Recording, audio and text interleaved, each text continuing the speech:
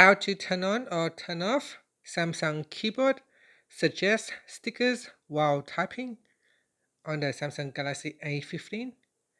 First, let's go back to the home screen by tapping on the home button at the bottom of the screen. And from the home screen, swipe down at the top to open up quick settings. In here, tap on the settings icon.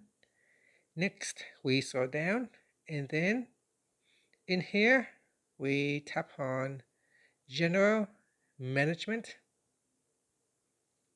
After that, tap on Samsung keyboard settings and go down and tap on suggest stickers while typing. Tap on the toggle button to turn it off or switch it on. Now you can also tap on the left hand side panel. In here you can choose the type of sticker source that you want to use.